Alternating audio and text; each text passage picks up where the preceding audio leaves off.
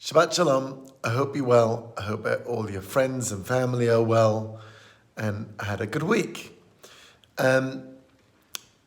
This week's Torah portion talks about a gentleman that that sees what's going on with the Jewish nation and is feeling a little bit concerned about it and decides he's going to attempt to curse the Jewish people. We have a different individual little while ago that also gets news about the Jewish people. However, they hear about the Jewish people.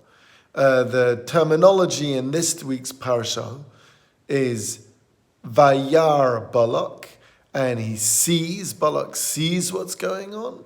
And then a while back ago is Vayishma Yisro, and Yisro heard. Now, normally, hearing is something a little bit more distant, and seeing is a little bit more intimate. And, which one would you believe more? Something that you see or something that you hear?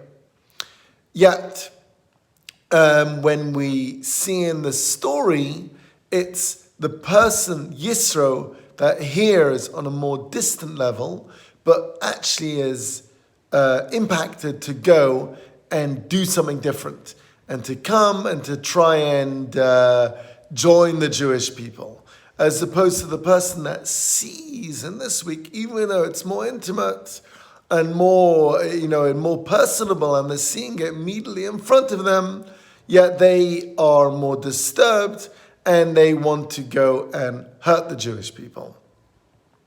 And possibly it's trying to indicate that, we can listen or we can see. Or a person can listen firsthand, secondhand, make it personable, or just make it distant. A person can see and have some type of dissonance and not want to accept what they're seeing. And despite everything they see, not wanting to let it sink into them. And my question to you then is, do you ever have instances, I don't know, it's with your spouse or some other type of story, where you see something in front of you, it's obvious, but you just don't want to accept it. Or you hear about it, despite it being a bit more distant, but you're able to relate to it. Shabbat Shalom.